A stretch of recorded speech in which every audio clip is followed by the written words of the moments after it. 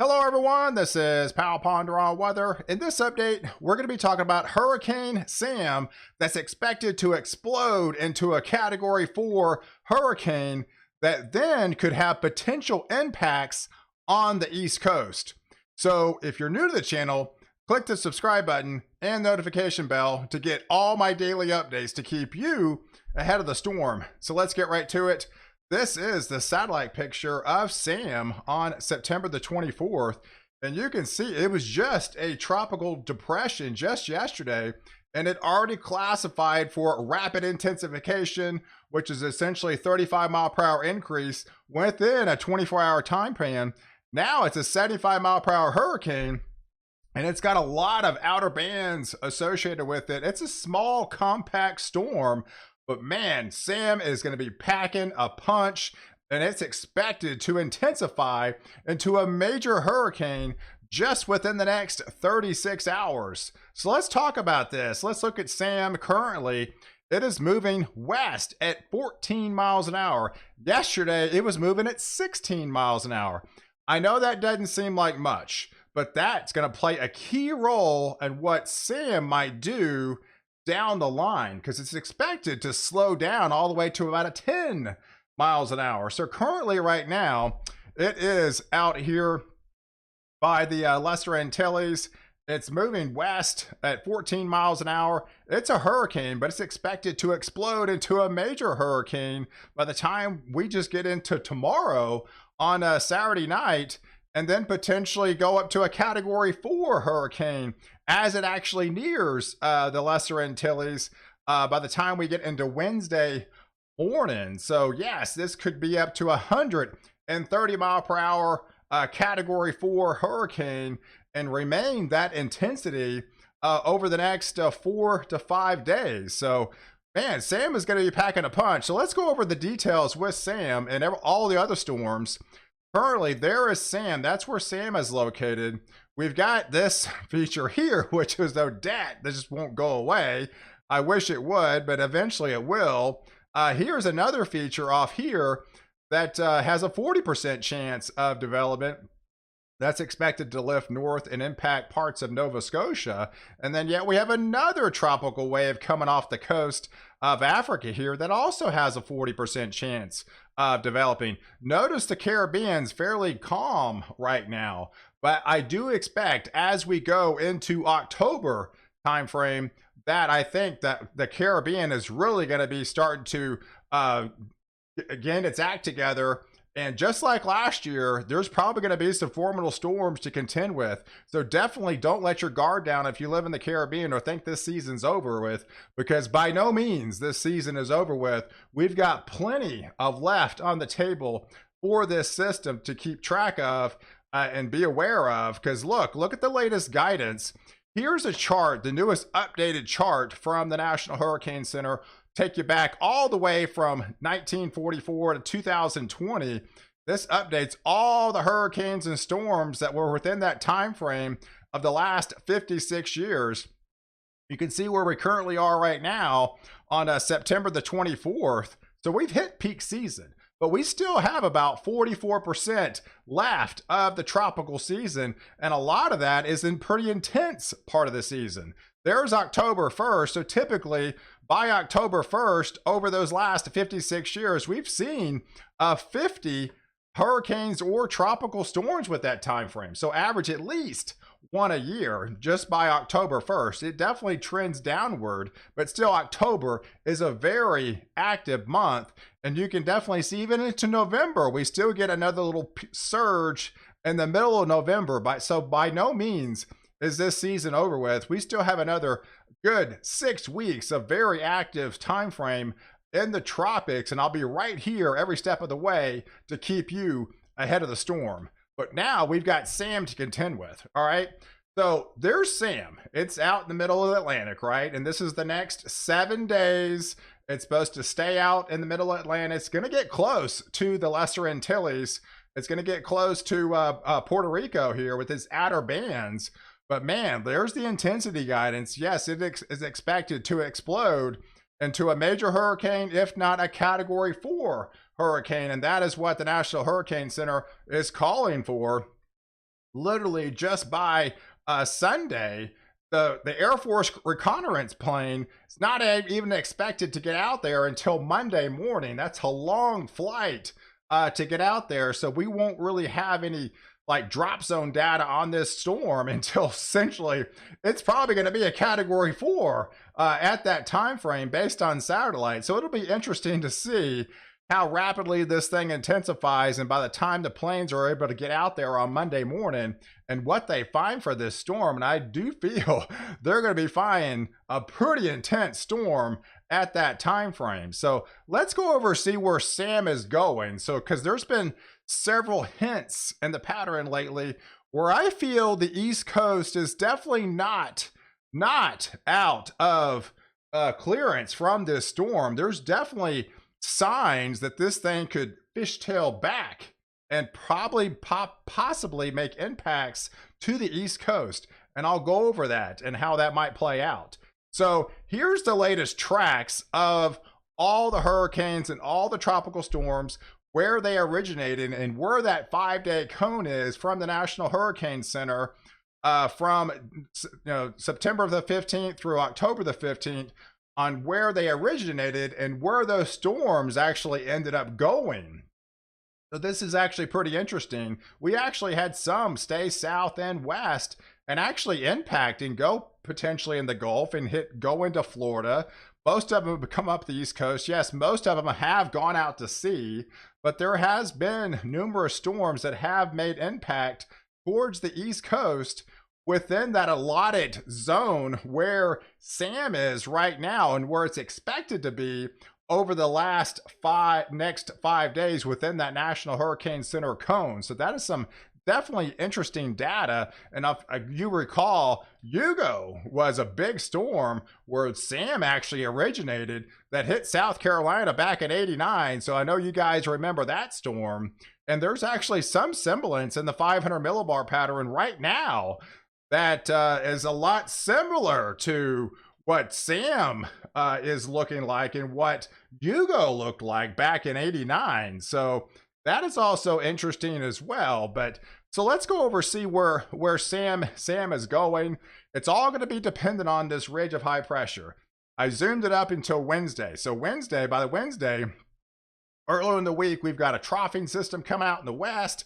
We've got rain coming back for the Pacific Northwest, Washington, Oregon, Northern California.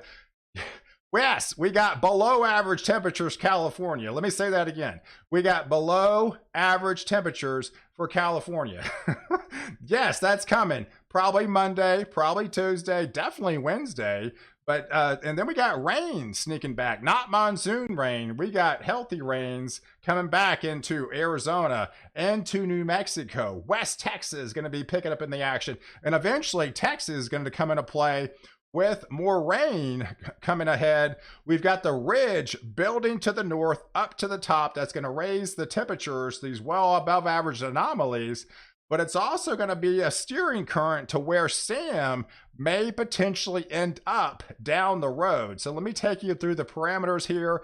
As we go into next Saturday, that's where Sam is really at a crucial point, right? We've got the ridge of high pressure over top. We've got this troughing underneath, and there's Sam sitting out here waiting on its next move on where to go, okay? And it's really all going to depend on, remember I told you at the beginning of the video, it was moving at 16, now it's moving at 14, it's expected to go down to about 10. There's also a storm in the West Pacific that's expected to be a major typhoon that's actually probably going to recurve. That could play a role on where this ridge ends up. Now, granted, this is 8 days out, right? This is 8 days out. So timing is everything.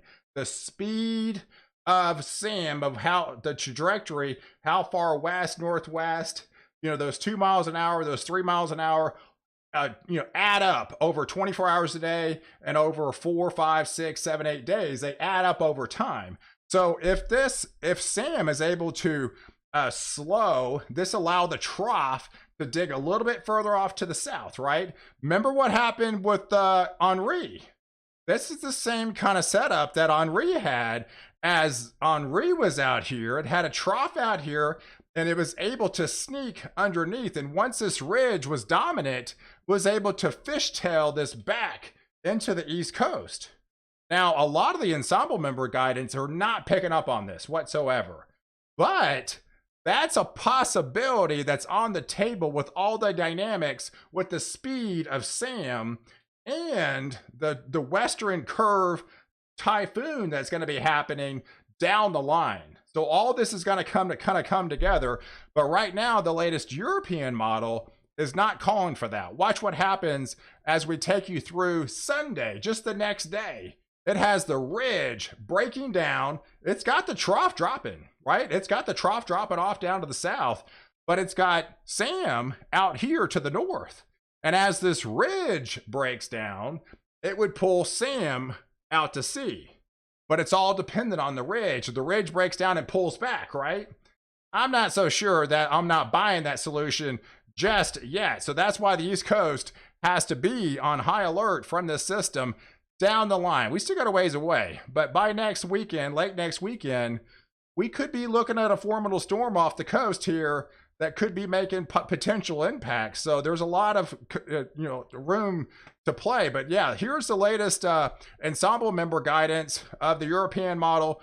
Right now, all the members have it, that ridge breaking down, and have it going out to sea and still getting some big swells, but taking it off the east, the east coast, but well out to sea. And the same thing with the GFS model, kind of has the same thing. A lot of the ensemble member guidance have it going off to the East Coast. They call this a fish storm, all right? But I'm not technically 100% buying these solutions just yet because of some of those dynamics I'm kind of seeing right now, down the line. So now let's take a look at the wind, the ocean waves here out here in the middle of the Atlantic. We could be looking at some formidable waves. I mean, 85 feet. We're talking by next weekend as this storm is off the coast of the Carolinas. So even though right now it's expected to remain well offshore, but you could still be picking up some 20-foot waves just offshore of the Carolinas into parts of Maryland and Delaware here and parts of Jersey. It's not out of the question. You could have some, this red area is that 20-foot waves off the coast as it kind of skirts the coast on the expected path currently. Now, when I was updating this video, I found this pretty interesting because the latest updated models were running, and I looked at the icon. The icon continues to remain this well offshore out to sea, right? But then I looked at the Canadian. The Canadian actually has my solution that I was thinking of.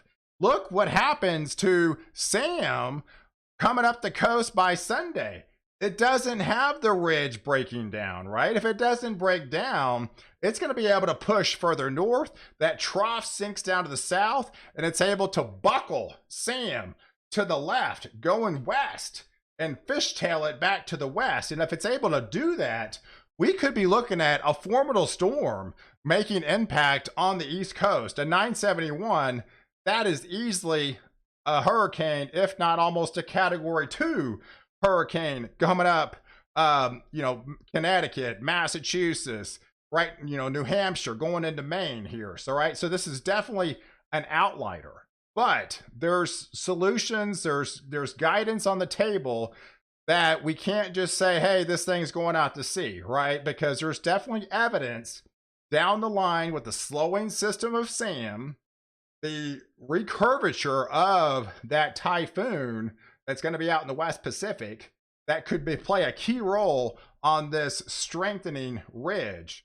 And with this ridge over top, it would allow possibly Henri to kind of fishtail with that trough underneath. Okay, so that is definitely a solution that could be on the table. But for now, the European, the GFS models are all calling for this to remain offshore. And if it remains offshore, most of the heaviest winds and everything will be offshore. We could get some higher wind gust as the system is still north, by the Carolinas into Delaware, Maryland, going into Jersey here. That's potentially on the table with the latest track. And then the rainfall would kind of imply the same thing. We'd still be picking up probably several inches of rain on the backside of this system. But yeah, that other solution is definitely on the table, right? I have to go over this and let you know my thoughts on how this could potentially all play out going down the line. But right now, all the ensemble members are taking this off C, but there's definitely hints that the East Coast will not be, out of the saving grace from this storm as of yet. So I appreciate you guys watching. Do like this video. Definitely leave your comments below. And don't forget to subscribe to my channel to catch the latest update where I protect you before and after the storm.